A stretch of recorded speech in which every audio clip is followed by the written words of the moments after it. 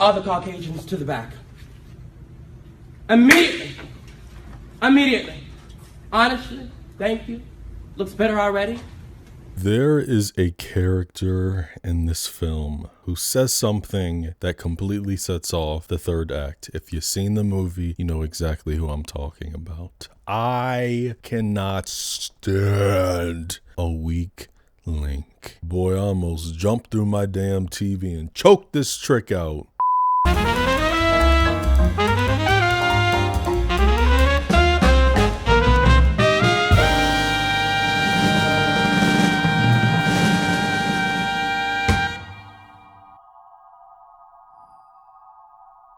Sinners is a 2025 horror film written and directed by Ryan Coogler, starring Michael B. Jordan as two twin criminal brothers returning to their hometown in the Jim Crow South to open up their own juke joint, unknowingly aware of some lurking bloodsuckers. It co-stars Miles Caton, Haley Steinfeld, Jack O'Connell, Wunmi Masaku, Jamie Lawson, Omar Benson Miller, and Delroy Lindo. On a budget around $90 to $100 million, the film grossed over $368 million at the box office, very nearly quadrupling its money back. This just might possibly be like my most requested video on here. I do listen. I swear, if enough people tell me to talk about a movie, I will probably do it. Okay, I probably.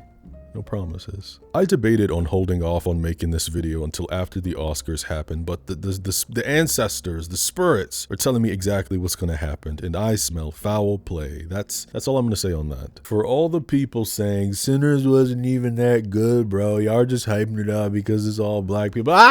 Sinners is ripping off From Dusk Till Dawn, bro. It's just okay, and y'all hype up Avatar. And what's Avatar? Avatar's Dances with Wolves. I'm not doing this with y'all. I'm not. It don't matter when it's James Cameron, right? Yeah. It don't matter when it's a white man. Anyways, go grab an Irish beer out the fridge, put on your best 1930s attire, and get ready to sweat till you stank, because we're hitting up the smokestack juke joint in the world of Sinners.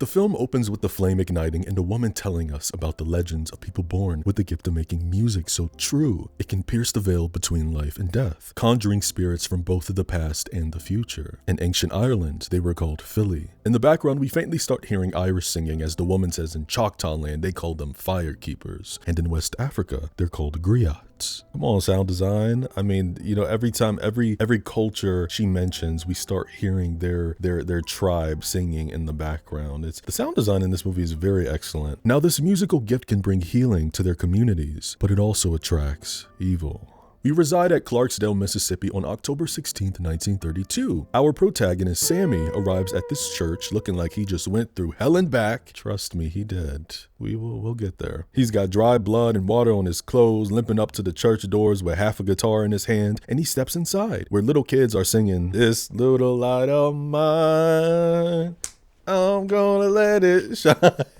Whenever I hear that, it makes me think about the opening of What's Love Got to Do with It? His mother, Ruthie, stands up screaming his name, and the pastor, Sammy's father, Jed, tells his son to come forth.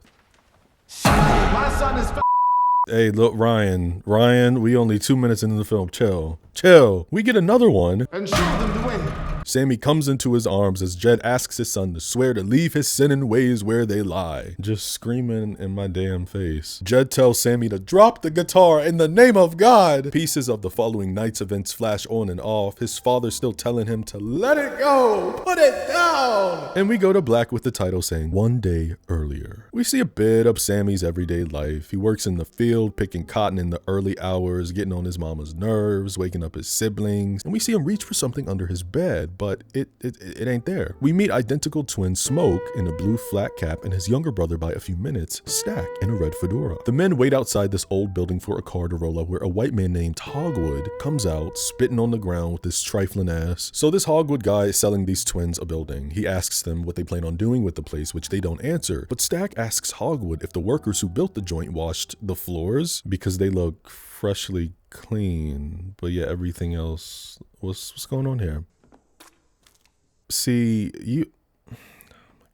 Hog's like, oh, I thought we were selling this place because the more time we sit here dilly-dallying, the lesser I'm sure you boys are serious about it. And this is where we really start to see the dynamic between the twins. Stack is more of the leaf in the wind, the laid-back one, and Smoke is more calculated and stern. Ain't no boys here. I just grown men with grown men money and grown man bullets. Don't get your fat ass fucked up. Both the twins flash their guns and Big Back backtracks. Smoke says they'll take the place and Stack hands him the case of money. The mill, the equipment, the land, and the building they stand on all belongs to the twins. And these twins let this tub of mayo know that if they see either him or his clan friends step on their property, they gonna shoot them where they stand. And Hogwood lies right through his teeth saying the clan doesn't exist anymore. Sammy visits his father in the church, letting him know he finished his quote for the day. Now remember when we saw him, looking for something under his bed? Well, it was his guitar, which is sitting right in the corner. Pops tell him he wants to help him give his sermon tomorrow, asking him to read a passage of 1 Corinthians. Sam only gets halfway through the verse before he shuts the book, completing the verse, proving that he already knows his Bible, and he scoops up his guitar like, anyways, if you don't mind, I'm late. Jed asks him, what's more important than being in the house of God, son? Don't piss me off. Okay, God is within all of us. We do not need to sit in the church. Sam lets this trick know he'd been working all day and want to be free, and Jed is sitting here treating his love for music as if he's attending some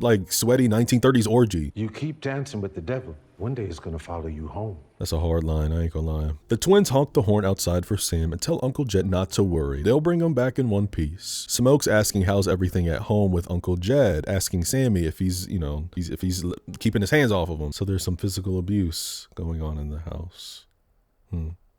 I'm gonna write that down. So these twins left their hometown to hit up Chicago and see what's poppin'. But we find out through Sammy's questions that it's not all it's cracked up to be. They say Chicago is Mississippi with tall buildings instead of plantations. They stop their car on a dirt road where there's a truck they hid in a field. The twins have been gone for 7 years, and the reason that they bought that building from Hogwood was because they want to open their own juke joint. Smoke tells Sammy to watch Stack and make sure he don't get any trouble because this joker don't know how to watch his own back. The twins hug, say I love you, and break off. Smoke hits up a market and we meet Lisa, who calls for her daddy Bo. Smoke lets his old friend know they're throwing a big event tonight and eat catfish for about 400 people. And they're also gonna need a sign, and that's where Bo's wife, Grace, comes in. While Stack and Sammy are cruising, Stack teaches Sammy how every woman has a button. And if you want to keep a woman, you find that button and you lick it. Not too hard, but not too soft either. We learn a little more about these twins when Sam brings up how Stack promised to tell him what happened with their father when he got older. The rumor was that both of the twins killed him, but Smoke actually killed him. Their daddy had knocked Stack unconscious, and by the time he came back, Smoke was halfway done burying Papa. He used to beat both of them, but Stack mostly. He asks Sammy if he's been taking care of his guitar, which the twins had gifted him, and he drops the news that it was Charlie Patton's guitar until they won it off of him in a card game. Now let's see if you can play like Charlie Patton. Sammy, go on ahead, boy. He said, traveling. Stack's hollering, we gonna make some real money tonight, boy. They hit the train station. Stack drops tips into musicians' hats and support. And the last is our next character, Delta Slim, one of my favorite characters in the film. Stack says he'll give Delta $20 to come play at their juke tonight, but Mr. Slim has been playing at the Messengers every single Saturday night for the last 10 years. He plays and gets as much corn liquor as he can drink, saying a sinner like him can't ask for more than that. Stack's like, you know what, Slim, I'll drink to that. Yeah. And Sammy hands him a beer that was wrapped in a bag. Ooh, what you got there, boy? He's an Irish beer straight from the north side of Chicago. Right when he's about to take a sip, Slim stops him and takes a sip for himself. Stack says they have 500 more bottles just like that, ice cold. He ups the number to $40 a night and Slim can have all the beer he can drink. After that, no strings. We cut and see both Slim and Sammy team up together with the crowd of people as Stack announces his juke to the bypassers. Two women who are the love interest for Sammy and Stack appear. Sammy's woman is a woman named Perline, whom he has seen from time to time and knows that she's a singer. Perline says that she's married and Sammy is like, happily? Oh. She tells him, "Careful, boy, you gonna bite off more than you can chew," and walks away. Lord have mercy. Damn! The second woman is Mary, who approaches Freddy Krueger, letting this demon know she waited for him because he told her he loved her. Stack's like, "Yeah, I also told you to stay the f away from me, but I guess you ain't hear that part." I heard you loud and clear, but then you stuck your tongue in my coos and f***ed me so hard, I figured you changed your mind.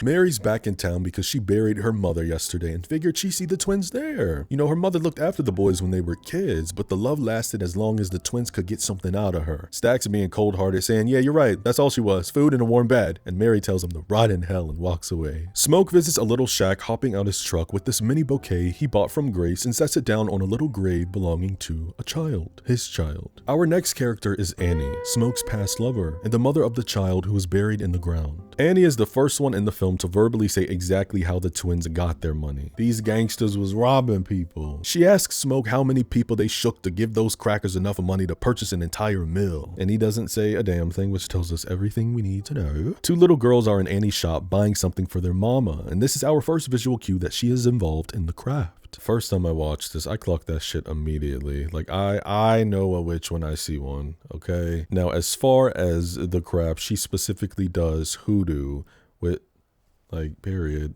That's that ancestral magic, baby. What the slaves was doing in the Americas back in the day for protection. Smokey don't believe in none of this magic shit. He's been all over the world in cars, ships, trains. He's seen things he didn't think was possible, but he never saw griots. No demons, no ghosts, no magic, just power. And only money can get you that. Me love the filmmaking in this little next part. Annie calls him a fool, walking towards him as we start hearing this throbbing. And the camera starts to blur as she says, "How you know I ain't pray and work every route my grandma taught me to keep you and that crazy brother of yours safe every day since you've been gone. You better speak on it." Shoot, my auntie said, I asked the ancestors to watch after y'all. That's why y'all was untouchable. Why those roots ain't work on our baby then?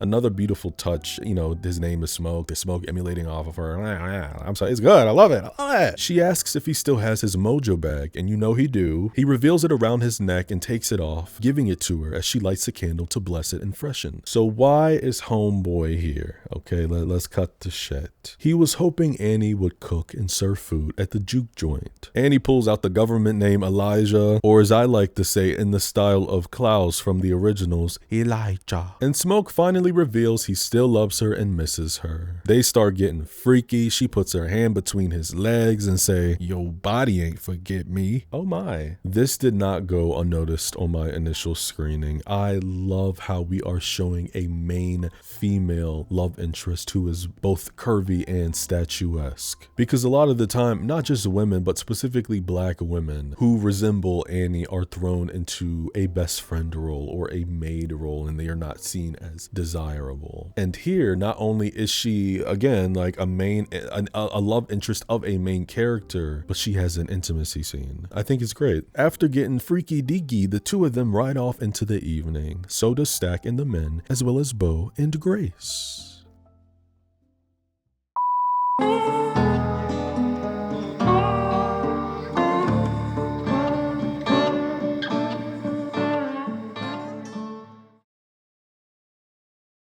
A man drops to the ground from the sky, smoke steaming off his body, rushing to a small house, banging on the door. This is Remick. He's telling this couple, Bert and Joan, who are about to blow him away. That's what she said.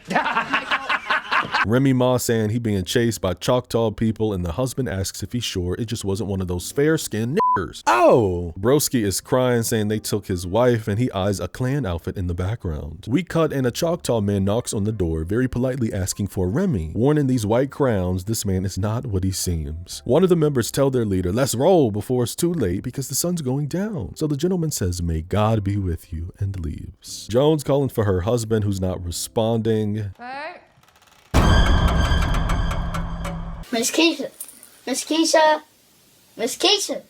Oh my f***ing done. She f***ing dead. Oh, he's just resting. Vampires, baby. Bert gets off the ground and Joan wails as a rock tune fades us into a full moon. The juke joint is officially live. Cornbread is security, fish grease is boiling, Slim is on the piano, people are dancing, and he's telling a man about their alcohol selection, but he's 20 cents short of even the lowest level corn beer. Smoke's about to intervene, but Stack approves and gives it to him anyway, so Smoke pulls both of them in the side closet. Pearline arrives, and I don't see a husband, so was you just lying? Smoke tells Annie and Stack this ain't no house party and it damn sure ain't no charity. We take US dollars. Annie is telling Papi Chulo this is not Chicago, and Stack backs her up, pointing out that fella worked his ass off for those wooden nickels, and all these people have been working in the field all day and just want to enjoy themselves. Mary officially arrives to the joint, and it takes Cornbread a second to recognize her because she's grown. Sammy's telling Pearl about the juke and how they fixed it all up in one day, and we learn the twins' dad was Sammy's daddy's big brother. And she's quite shocked because the Smokestack twins are thugalicious and Sammy is just such a nice young man. Sammy's like, I ain't always that nice.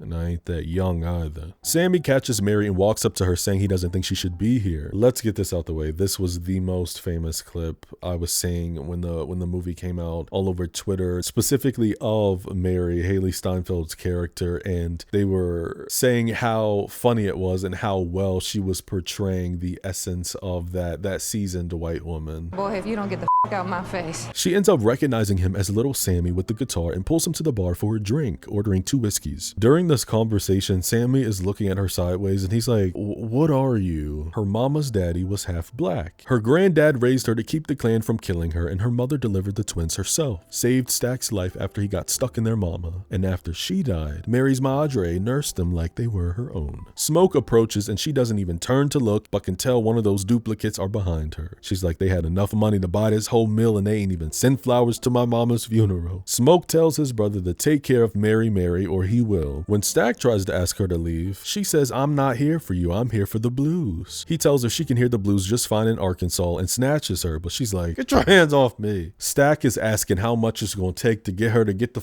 on.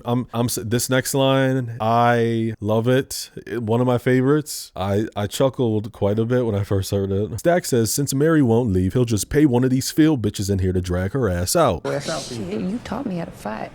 I'll beat up every bitch in here and you know it. Okay, wait, period. I likes how you get down. I like her. Stack also taught her how to walk away when the money is right. And although Mary has a white husband and a nice farm, she says, I ain't asked for none of that. All that shit was your idea. I ain't want no white man. I didn't want to be white. I wanted to be with you. Stack argues all it takes is for someone in this mug to tell a cracker she was hanging with the colored folk and they gonna try to kill her. And he swear for God, if somebody put their hands on Mary, him and Smoke are gonna smoke them all. So now she's like, oh, you'll kill for me? You gonna kill for me, but you ain't gonna tell me the truth. Stack admits he's still in love with her and thinks about her every day, but he wanted to keep her someplace safe, and that was never gonna be here, nor with him. Slim finishes up his set and makes a formal introduction to the Bad Blues Band, aka Preacher Boy. This is absolutely the most notorious scene in the entire film. Preacher Boy introduces himself as Sammy Moore, a sharecropper from Sunflower Plantation. They call him Preacher Boy account of his daddy being a pastor, and the song he's about to play is about his daddy. And as Sammy starts humming, everybody starts moving their feet and stomping.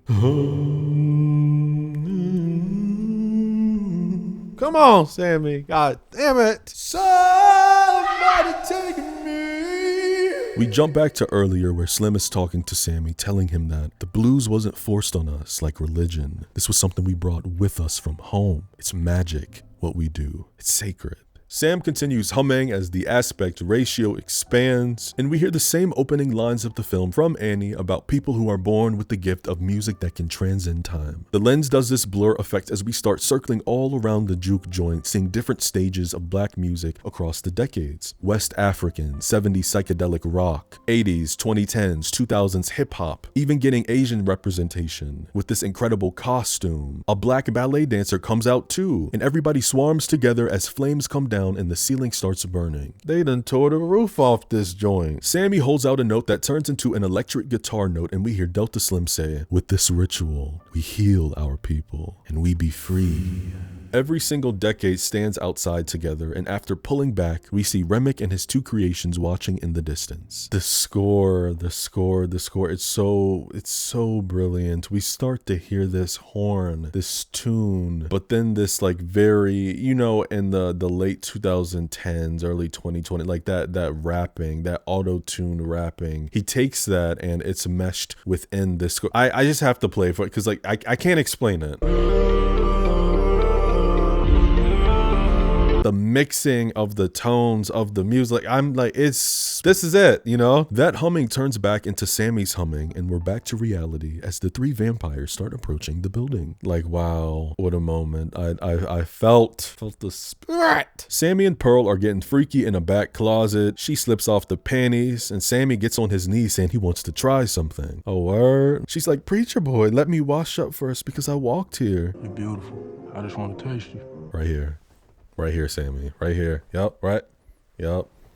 That's what a man does. Stack can hear Pearl moaning preacher boy, and he smirks because old boy found that button. Cornbread tells a guy next to him to grab the twins after he sees the vampires approaching. Smoke has tallied up the juke numbers and theorized that after a solid 2 months, they'll be out of fresh cash at this rate. Remick tells Cornbread him and his crew are musicians. They heard the music and was looking for a party. Talking about we're as hungry as dogs. Yeah, I bet you are. Bet you are. You better just stay right there. The twins, Annie, Mary, and Sam all come to the door asking what the problem is. Remick formally introduces himself and his homies, but it's Sammy he points to, the voice he heard from all the way out there. It was beautiful, Goddamn beautiful voice. even through these walls. Sammy, get behind me. Remy Moi says they came from down the road, North Carolina. When Smoke asks if they're clan, he's like, no sir, we believe in equality and music. We just came here to play, spend some money, have a good time. They start showing their musical talent, and I just cannot with this fucking song.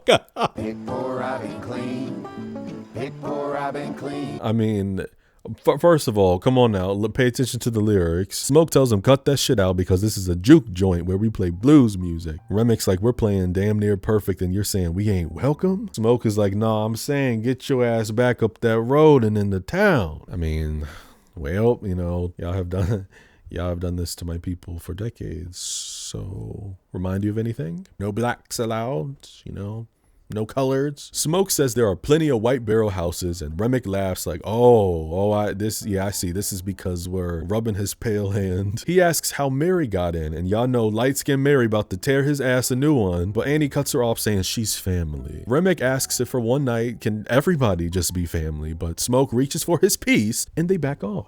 Later on, Smoke praises Sammy for his performance, but also saying while it's fun, he knows a lot of musicians and he's never met a happy one. Sammy says he feels like he's flying and today settled it. He's gonna head off on his own, maybe to Chicago. We flip between this and a conversation between Stack and Mary where Stack updates her about finances. Mary says that she can go feel out the crackers before they're gone because they'll probably tell her more than they'll tell Stack. Smoke tells Sammy their daddy used to beat Stack really bad, so they have it in their minds that, you know, they need to run away constantly. Smoke wanted to go to the next plantation over, but Stack figured they'd get to Mound Bayou, which is a small town right in Mississippi founded by free slaves, and everything is black owned. Sammy asks why didn't they stay, and it's because the mayor knew who their daddy was and knew that he was an evil man, figuring it was no way he didn't pass that evil down to the twins. Mary's still telling Stack, stop playing with me, let me go get this shmoney for y'all because I know y'all need it. Smoke tells Sammy since his father is a preacher, then go ahead and do that. If you like making music, make church music. If you want to leave, go down to Mound Bayou and live with the proper black folks. Mary pieces things together just how Annie did. She knows the twins robbed for that Irish beer and Italian wine, and they're gonna need every dime they can get when the Irish and Italians put two and two together. Sammy tells his black-lunged cousin straight up, I'm not going to Mound Bayou, and Smoke says, well, you better enjoy the rest of the night because this is your last juke. You ain't in no position to tell me how to live my life. Come on, resistant, proactive main character. Stack slips his gun in Mary's stocking just as Smoke tells Sammy, come tomorrow, if he finds out about him playing in one of those jukes, he'll kill him. Threatening to kill your family member over something like this is crazy. Nephew, I promise you it's not that serious. Sammy says, look, motherfucker, I'm leaving that plantation plantation just like y'all did. And if that's a problem for you, then kill me now. Smoke takes out his gun and puts it in his face like, what's the matter? I'm a soldier, boy. And you just gave me a command. Mary walks up to the vampires like gangsta boo. Where them dollars at?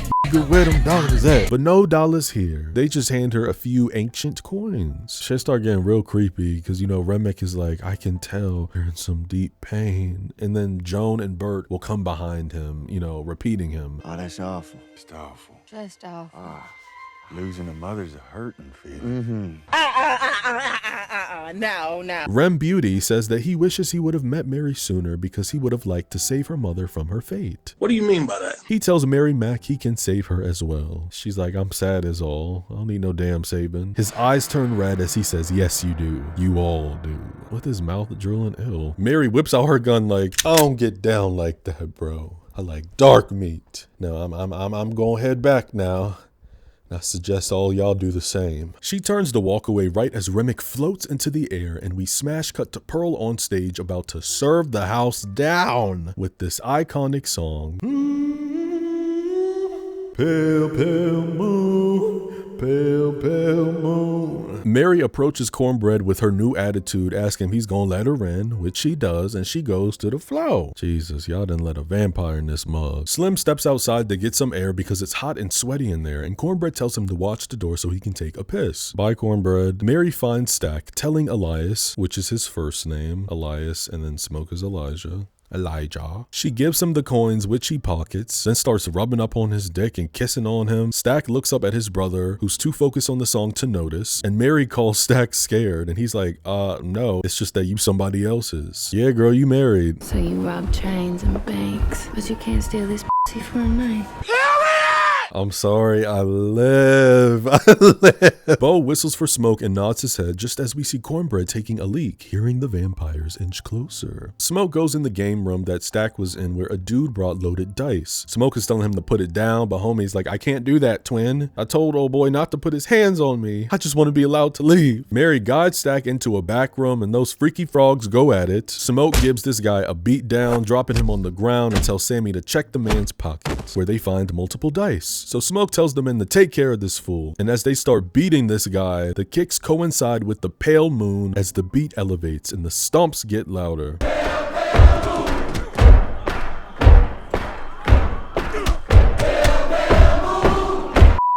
Stack notices Mary's drooling and she asks if he wants some. What? Mary spits in his mouth and they start making out. He's pulling her dress down and we see that nasty vampire bite on her back shoulder. As I said, all the music in this film is very intentional. Even with that jolly tune that Remick played, I picked Poor Robin clean. This Pale Moon song is heavy foreshadowing for the events to come. The lyrics are talking about a desire for the sun to stay down. Pearl's crawling on the floor saying, I wanna howl. Smoke tells the homies he's gonna need stitches and orders Sammy to grab Stack, but when Sam opens the door, Mary's riding Stack like a rodeo. When Sammy tells Smoke his twin is getting some nookie, Smoke is like, I don't give a f what he doing, I told you to go get him. Smoke asks Slim where's Cornbread. Man, Cornbread is gone. He is getting his ass ate in the woods. What?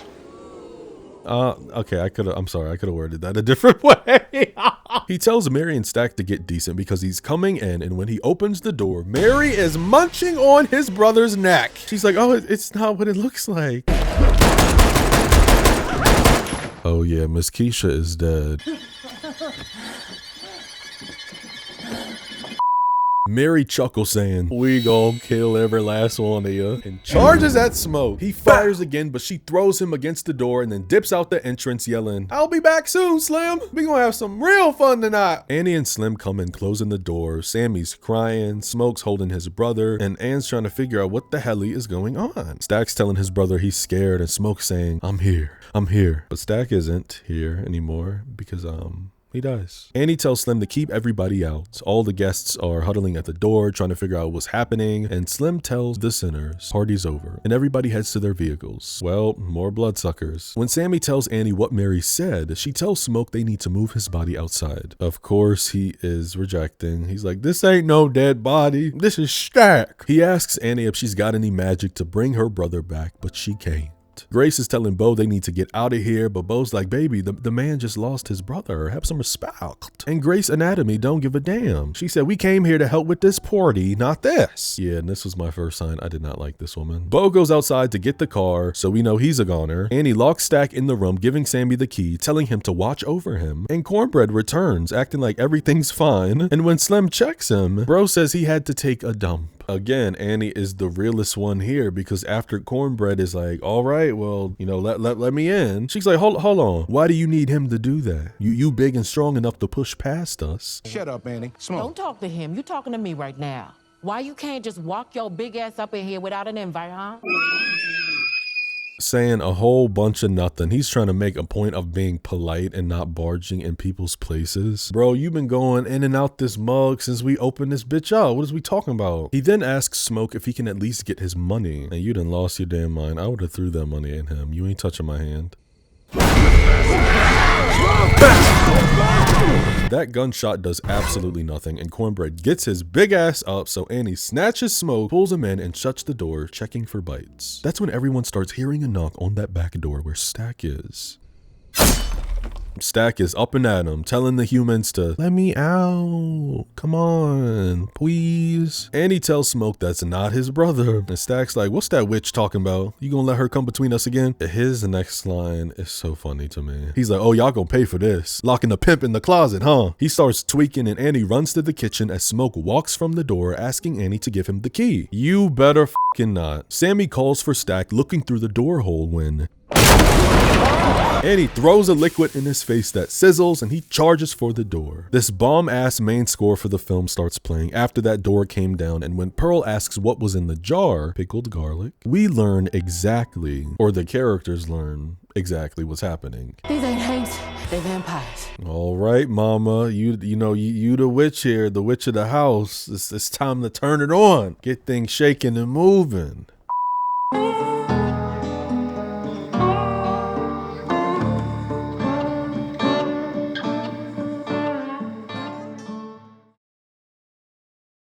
Grace talking about she need to go get her husband, and Smoke says that he's probably already whipped and somewhere safe, LOL or dead. Annie's trying to tell her she's better off inside, but Grace says, you're not gonna keep me away from my husband. Girl, open the door and let this trick out, cause I've had it. Yeah, I've had it. You wanna go so damn bad, go ahead. Annie gets her to calm down though, telling her they just need to hold out until sunrise, and starts planning. What do we need? Garlic, wood, silver, and holy water. Smoke shows Sammy how to use a gun, saying it won't kill them, but it'll slow them down. Everyone asks Annie for more info about this supernatural activity, but she only heard stories. Haints switch places with the soul of a man, but vampires are different.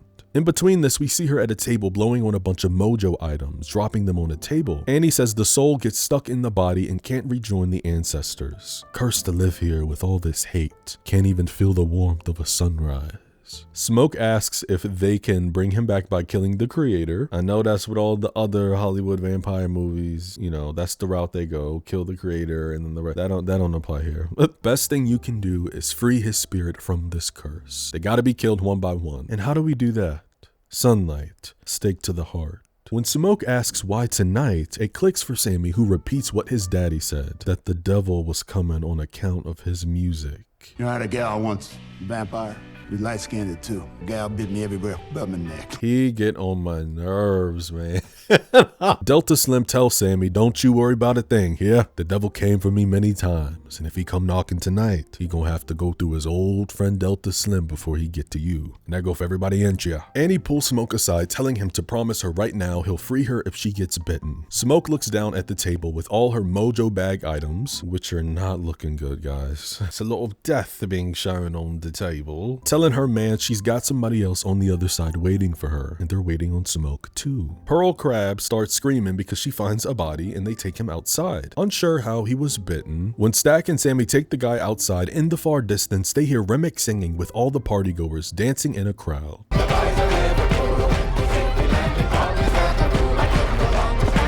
Not gonna lie, Remick had me moving with that one. Okay. Again, and it's like the blending, every song has a blending of multiple aspects. Like this is clearly an Irish song, but at the end, everybody swarms around Remick, like praising and hollering, and we can hear a black woman just, hey, you know, all of that. And it's so good. Like, I love it. The constant addition and blending of soul and everything. Like, I'm sorry. It's so good. It's so good. The survivors stand in a circle and Annie passes a jar of garlic cloves around for everybody to eat to make sure we don't have any suckies in here. Pearl talking about, I don't much like the taste of it. And Annie is like, bitch, no one said you gotta like it. Luckily, none of them are vampires. They go in a circle and everybody's clean. We've established that. Oh, and by the way, that dude that they dragged outside, he was not a vampire. He was just laid out drunk. That was not blood on the ground. That was beer. That was beer. The dude starts banging on the door, asking for Smoke to let him in, and that's right when Cornbread finds a snack. They don't even get to the door in time, poor guy. Bo comes approaching the door, telling Grace to come outside because he got the car started. Sitting here smiling as if this homie isn't getting his neck munched on. Yo, he's like, either you come out here and get in the car, or you let me come in and I'll grab our stuff and head home. Girl, look at his eyes. Demon, child, a demon. Remick comes up like, turn to the dark side, soul brothers and sisters, because I am the way out. Invite us in. Okay. Rem Beauty makes it crystal to Grace that he knows everything Bo knows. So let Big Daddy in or they're gonna pay little Lisa a visit. Oh shit, so now they have to grab Grace. On some real shit, get the grab the tape before she just spits something out her mouth. Remick is so messed up for this because not only does he know about their child, he speaks in Chinese, saying he even knows how she likes to be licked. You's a freaky ass nigga. You the devil, ain't you? Sammy. Oh, girl, I'm scared. Remy tells Sammy he sensed him and he's the one he came for. The vampire wants to see his people again, but he's trapped here on Earth and Sammy's gifts can bring them to him. Remick says, give me little Sammy and we'll let you all live. Oh my God, and Sammy starts walking forward. No! Grab him! Sammy, stay back! You won't take him, you monster! Smoke says he's not gonna let that happen. And Remy Ma's next line, hey look, would have gotten him a bullet in the stomach. He's like, you can't save him no more than you could save your own brother.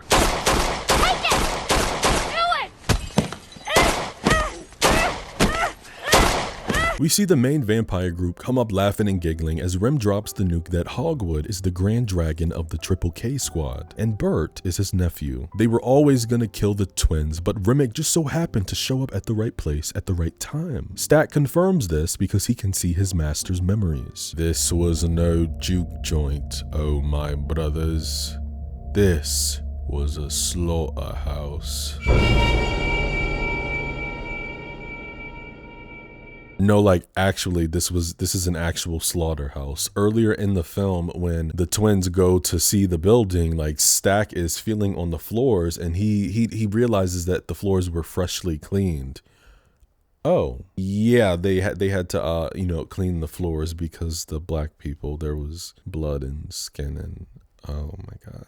Jones says what Uncle Hog doesn't know is that they're gonna start themselves a new clan based on love. Oh, none of that love you give him. Remick says they've got enough numbers, so they'll probably go to that old bigot and rectify him as well. Annie asks why can't they just go on about the business, and Mary says because we're not leaving here without y'all. We's family. She's like, I know it sounds crazy, but after we kill y'all, we gonna have heaven on earth. I don't f***ing think so, Trek. I don't know. Stack tells his twin they were never gonna be free. They've been running around everywhere looking for freedom, and he knew damn well they were never gonna find it until this. This is the way. Together. Forever. And I ain't doing this shit without you. There is no me without you. So what's it gonna be? Everyone grabs Smoke and shuts the door. Po baby, hands are shaking and everything. All right, so get ready to get pissed off like I was the first time I watched this. Grace is walking around bringing up how Remick threatened to turn her child. Like, girl, I'm gonna need you to be stronger than this, okay? What are you not understanding that he said that as a tactic to get you to let him in? Weak. Grace keeps mouthing off that they shouldn't sit here and wait for the vampires to turn the entire town. Outside, all of them start singing, I picked poor Robin clean.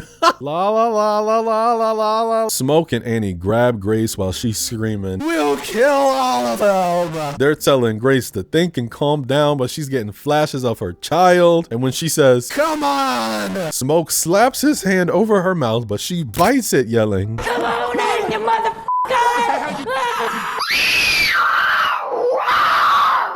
Idiot! I can't stand a weak link. I really can't.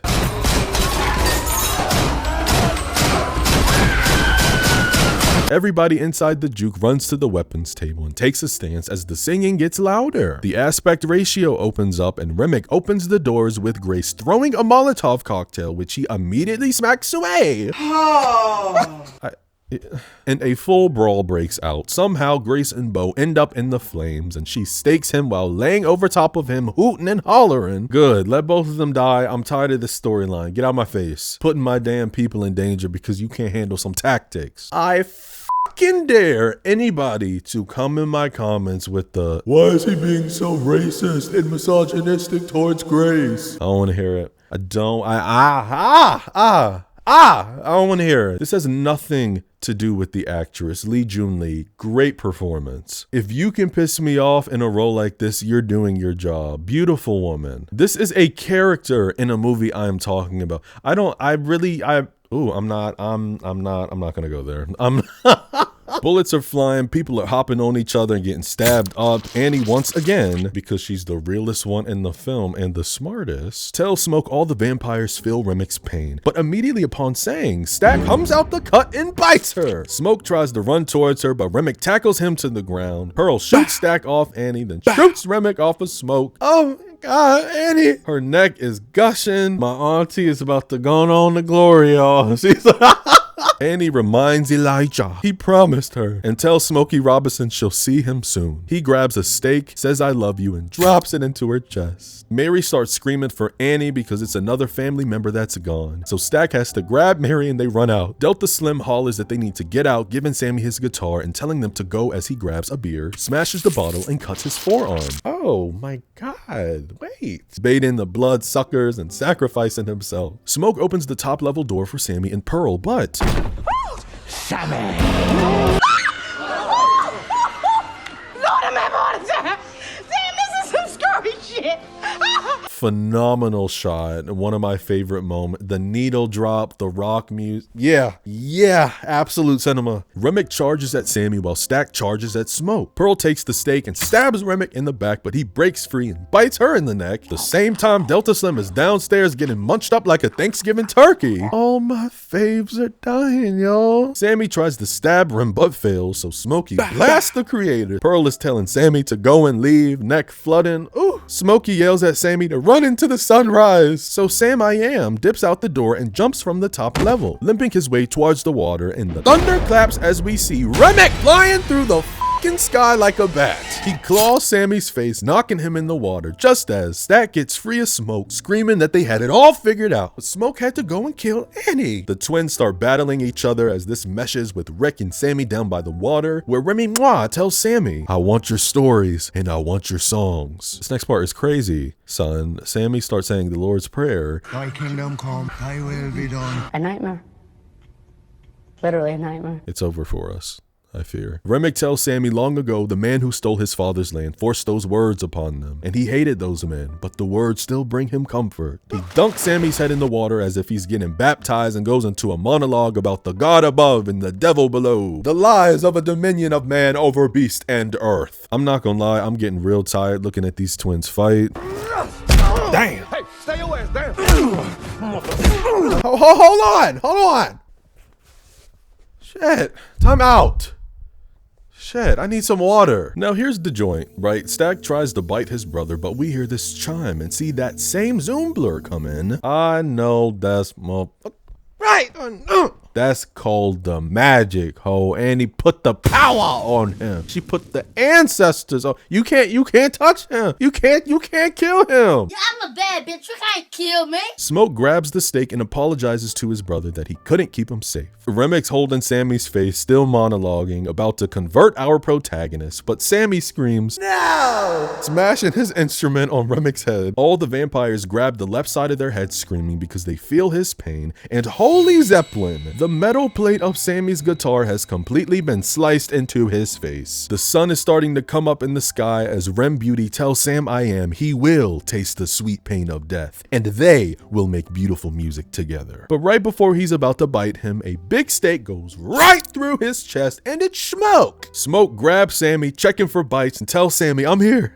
All the vampires drop into flames, and because Remick is the lead vampire here, he takes the longest to burn. Unable to get the stake out of his chest, and he very briefly admires the beautiful sunrise, which I know his ass hasn't seen in hundreds of years. Like, damn, he gotta watch a sunrise and a sunset on a flat screen. That's a hard life, ain't it? Then his body flames up as Smoke and Sammy both shake in adrenaline and back themselves up with this rock track still going. Come on, final boys! A ring of fire tornadoes into the sky as Remick dies and Sammy Hole passes out. The final boys carry a box off Smoke's truck, and Smoke tells Sam to go home and bury the guitar. But he can't because it's Charlie Patton's. LOL, so yeah, like that's not Charlie Patton's guitar. Ha, Stack lied. That guitar was their daddy's. Smoke brings his cousin in for a hug and tells him that he's got some business to handle. We find ourselves back at the beginning of the film. Sammy drives the Smokestack Brothers vehicle to his daddy's church and heads inside while Smoke struggles to roll up. His hands are shaking, he's getting flashes of yesterday, and he opens the case as another guitar rock and roll tune begins. Baby, he got the AK, the bitch, I don't know, the 47, he got the 5.364 429, whatever. I don't do guns, you know. We hear the dialects from earlier in the film of Smoke telling Hogwood if he ever saw his clan buddies, they were gonna blast those tubs of mayo where they sat. And what do you know? All of Hogwood arrive at the juke joint saying they're doing a little raccoon, remove the R, remove the A, hunting this morning. I mean, saying the most ridiculous things, right? You know, dropping the hard ER. Bro, y'all have 2-inch dicks and no top lip. Like, what is we talking about? The juke joint doors won't open. Matter of fact, all of the doors are locked. And that's when the first gunshot goes off. They start dropping like flies. I mean, hey, Smoke told us he was a soldier, boy. He's doing this military sniping across the road, flat on his stomach, shooting all these clan members. Then he stands up video game blasting style, kicks 2 pieces of wood after running out of ammo, and pulls out more machine guns. Bullets are flying everywhere. Some guys hop in a vehicle because they're punks, and Smoke bites off the trigger of a grenade and throws it inside. I'm also point out that Smoke is not untouchable. Like, he gets shot multiple times, but he does not flinch. He's a machine, the Terminator. The truck bursts into flames, and the only person left alive is Hogwood. We go back to the church where Jed's telling his son to drop the guitar in the name of God. Smoke asks Hog if he's got a cigarette, and Hog says, "Go to hell, nigger." Nephew,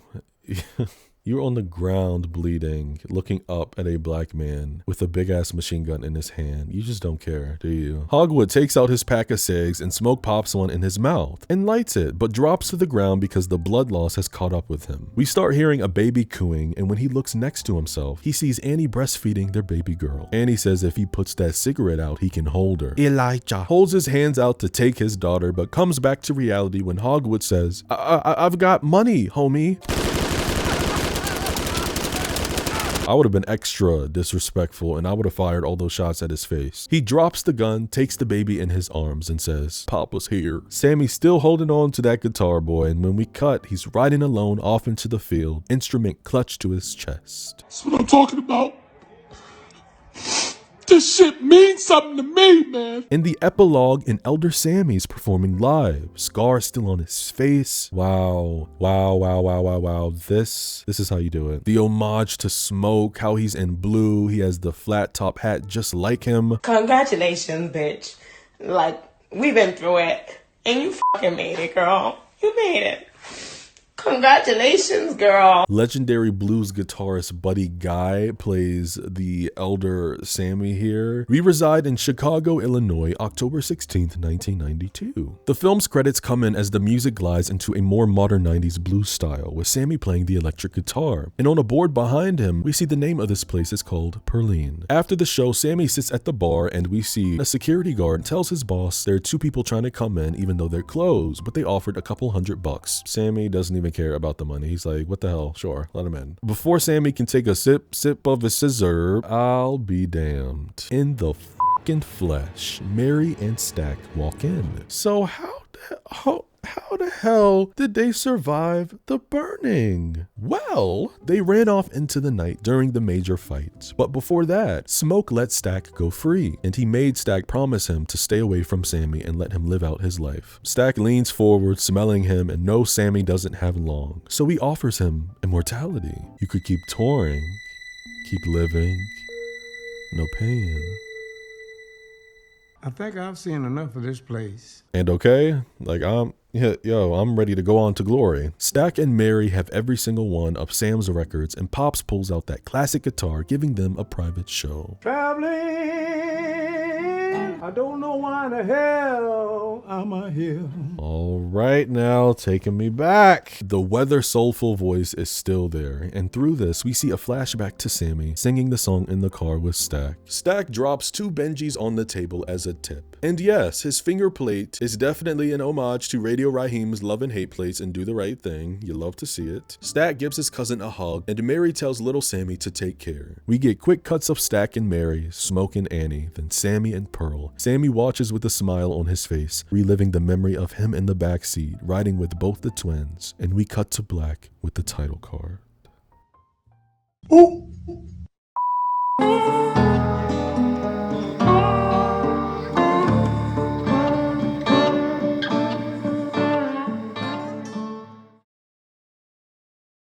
My favorite element about this movie is, hands down, asses up, the presentation of music, not just in an entertainment lens, but a magical one. If you're part of the family, you know that I love films with themes and elements of magic. I love the occult. I love esotericism. That shit gets me excited. At the core of both music and magic, these are both about intent and transformation. Specific frequencies, rhythms, words are used to change the state of reality, or at least the state of the human mind. These artists plant waves, humming, harmonies in the background of their tracks to amplify an emotion. Think about a chorus, and more times than not, what is a chorus doing? It's chanting, calling upon an energy, a message. Marilyn Manson said music is the strongest form of magic. Erykah Badu revealed she puts frequencies in her music. I want you. And the same thing with Jhené Aiko. They use bowls and chimes. Only the good things. Jimmy Page and David Bowie were deeply influenced by Aleister Crowley, yikes, and viewed the stage as a space for ritual. Florence Welch has described her songwriting as exorcism or incantation.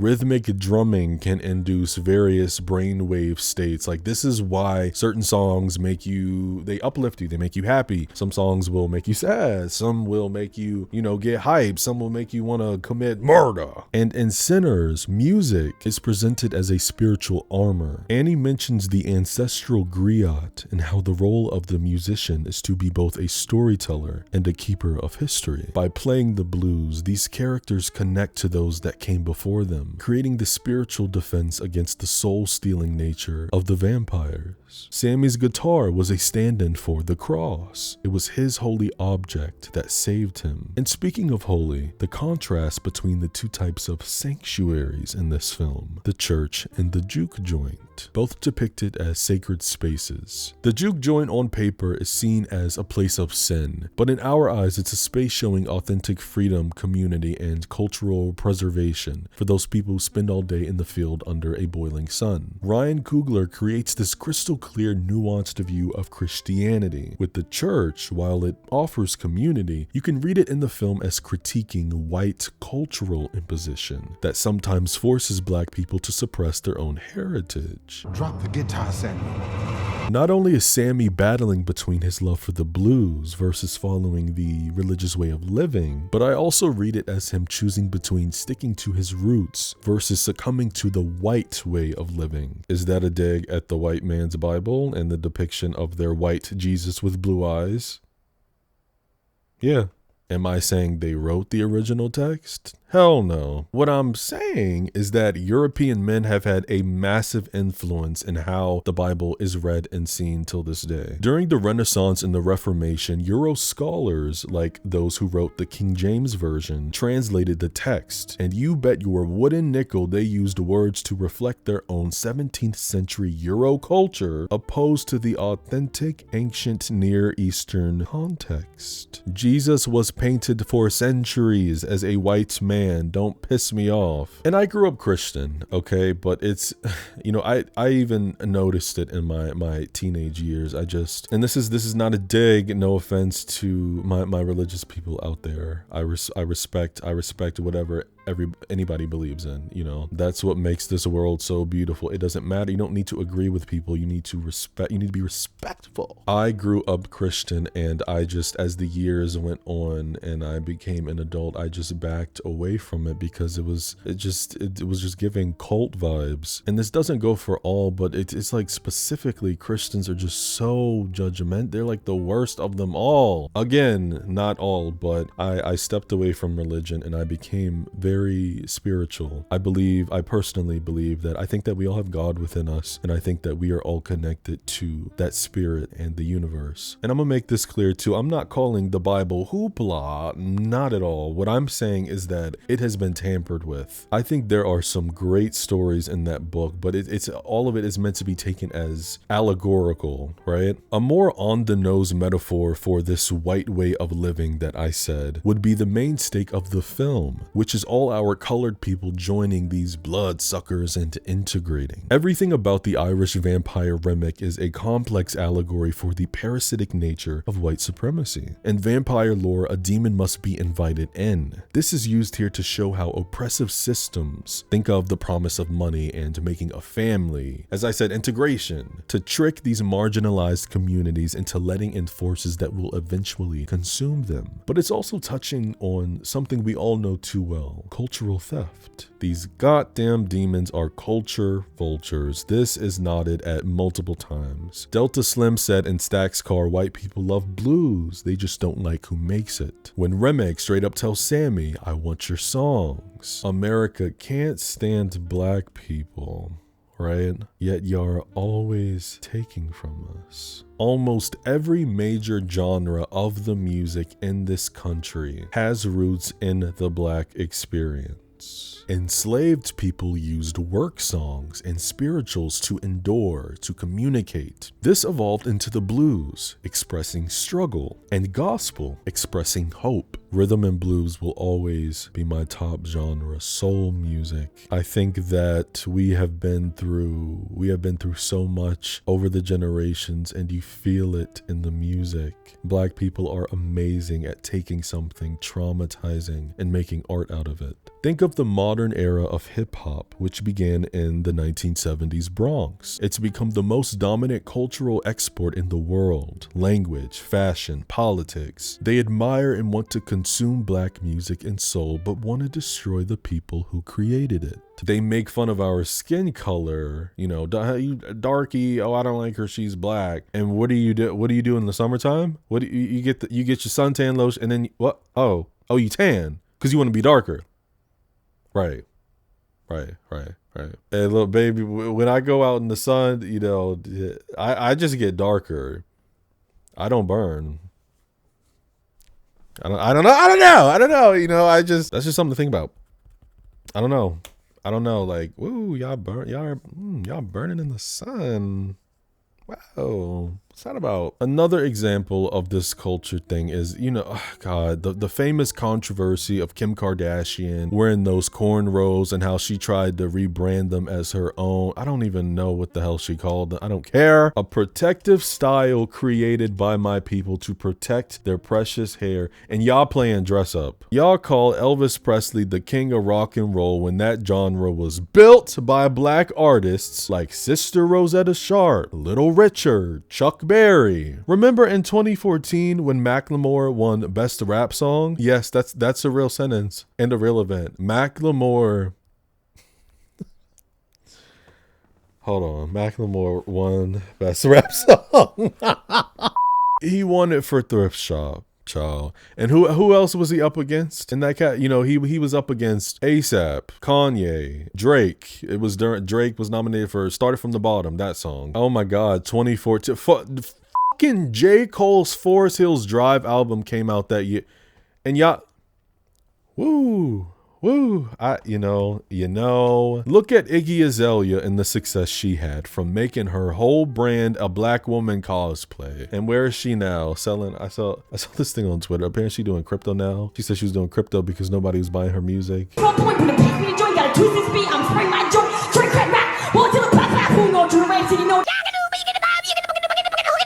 All the viral dances you see on TikTok that were created from people of color, but the white creators get blown up, gaining millions of followers and sponsored deals without giving credit. You want to be gangsta, then you want to be victim, then you want to be holy, and then you want to be gangsta again. No, bitch, make your mind up.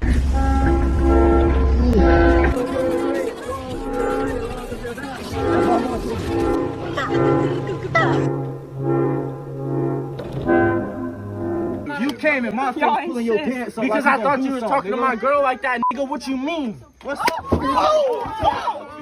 With the pink gold rims and the big gold hoops, I be chillin'. Bitches stay in they feelings. Kill me, get your ass in here. Come on, girl. Who wants to be black? I don't understand that. I really just can't comprehend it. Oh, okay. Yeah. Oh, okay. White girls or black girls? Black girls. If we're talking light skins, then I'm choosing black girls. Yes, black girls. 100%. I'm smack one of you bitches. I'm telling y'all, go ahead with y'all bullshit. Oh, you a pretty white boy. I'm pretty. Hmm. Come bounce on this pretty day. Yo, Drea, what you rate my cut 1 through 10? Let me see. Turn around. Turn around. Yeah.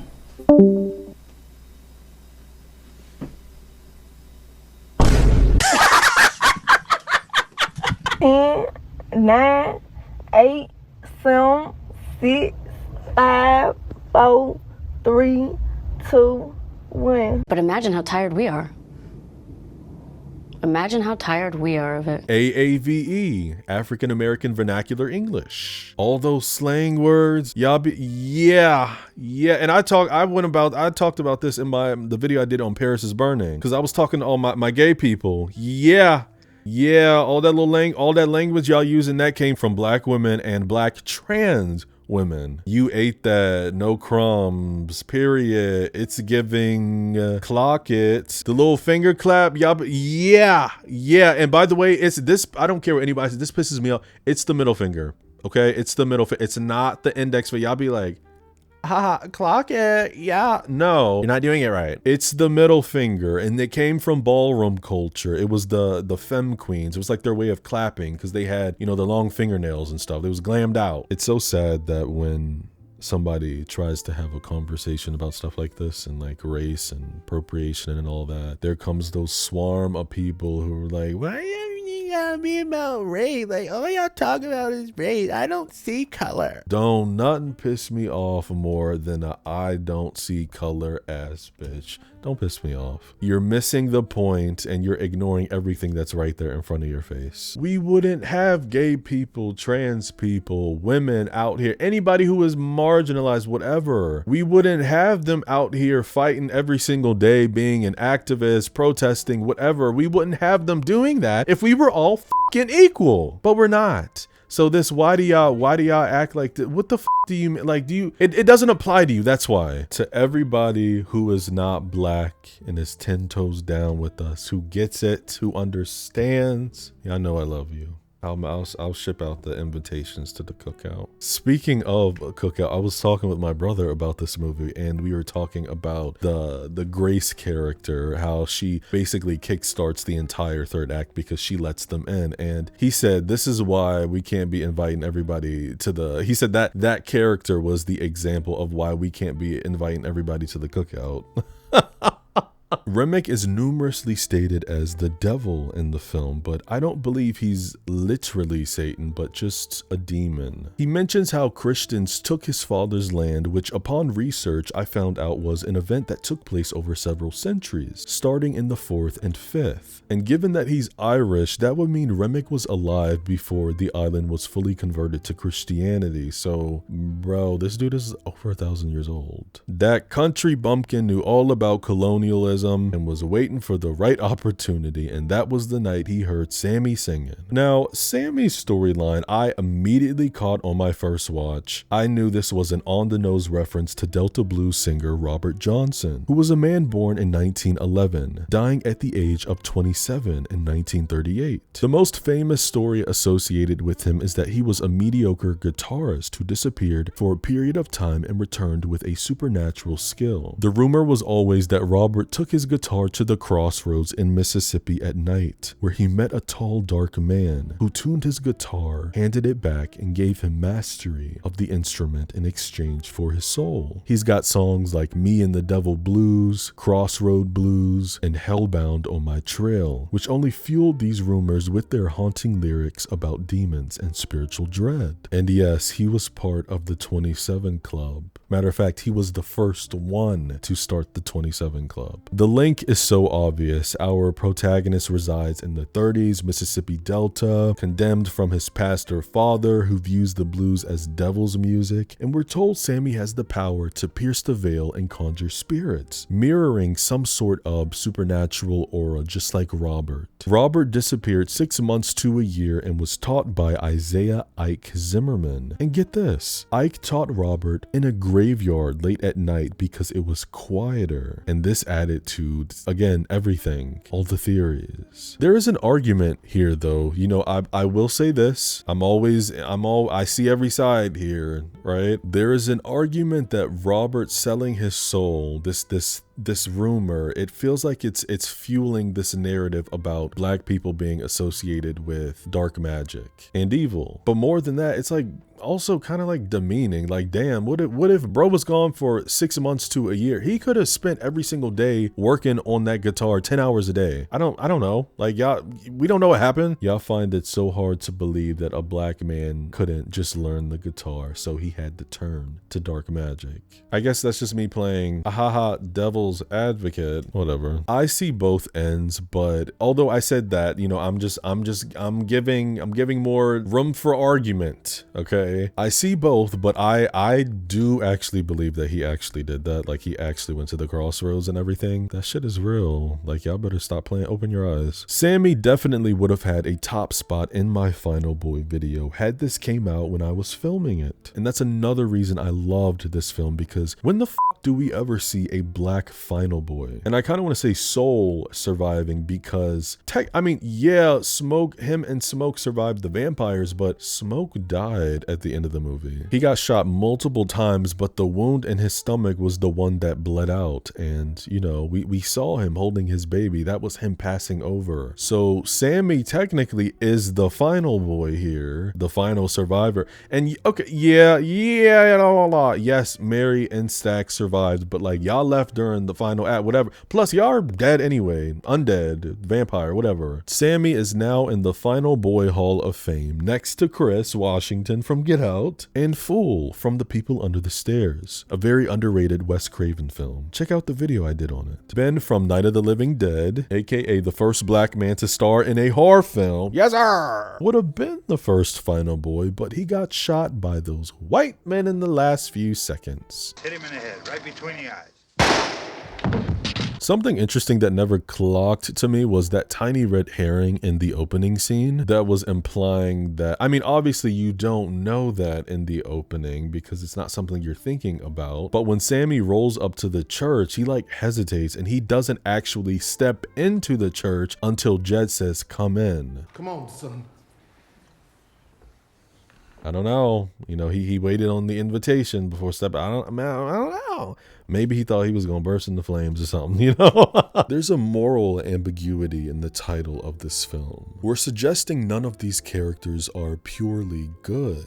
I mean, our twin brothers are gangsters returning home from Chicago with blood money. Blues music is seen as a sin in the eyes of the gospel. In this setting, around that time back then, there was a severe divide between churches and juke joints. Sammy is a sinner for playing that risque music, and those who dance and drink and get freaky to it are just as bad. And it's actually ridiculous because the black community are labeled as sinners, calling themselves so for simply enjoying music. But the real sinners here, I mean, come on now, like the damn Klansmen committing violence and the vampire pack. Remick offers our cast a chance to become immortal and escape the sins of Jim Crow and racism by integrating. But this salvation requires them to give up their individuality and their soul, the connection to their ancestors and music. Ryan was asked about whether he would consider a potential sequel, and when I read that, I was like, why? Why is it my go-to response to everything is just a deep exhale? Why not everything needs to, and he said that his response to that was that he wanted this movie to feel like a full course meal. You get everything within this time frame. You know, we don't need, not everything needs to have a sequel. Not everything needs to be a trilogy, a franchise. Like, I'm so tired. I'm tired. Bring back standalone films. Bring back standalone films. In exchange for the distribution rights to the film, Ryan was also apparently asking studios for first dollar gross, final cut privilege, and ownership of the film 25 years after its release, which he was easily granted, and the following month Warner Bros. Won the distribution rights to the film. It hasn't even been a full year, and this is a modern classic. It hits all the right beats, it's shot incredibly, the costume design, the set design, the music, the message, the uplifting of black people, a black final boy. This was one for the books. Yeah, this was one for the books. In the haunting landscape of the Delta, the vampire mythos is illustrated here to show how black cultural expression, specifically the blues, functions as a vital weapon against the soul-erasing forces of systemic oppression. The film strips away the religious shame of the era to reveal a harder truth. To be a sinner in 1930s Mississippi was simply to be a black man or woman who refused to be quiet. By the time the sun rises, we realize that smoke sacrifice isn't just about killing Klansmen or surviving vampires. It's about ensuring that the next generation doesn't have to make his same deals. He dies so the Sammys can live. Not as a ghost, but as a legend. He chooses a mortal end over a parasitic entity, proving that a soul fueled by the blues is far more important than a heart that stopped beating. Ryan Coogler reminds the audience that it's not all about the music that's condemned, it's the freedom it represents. And if this is what it means to be a sinner, well, I'll see you all at the juke joint at midnight. What are your thoughts on Ryan Coogler Sinners? Drop your take down below. If you're new here, I urge you to subscribe. I would love to have you. It would be my pleasure. Hit that like button for the algorithm. It helps me out a lot. And turn on that bell notification so you don't miss a new video. If you want to see the director's cut version of this video, head over to the Patreon and join the family. We're fully uncensored there, extended commentary, and you also get to see my videos 24 to 48 hours early before it hits YouTube. In the meantime, my friends, take care of your mind, take care of your body, take care of your spirit, and go listen to some blues music, God damn it.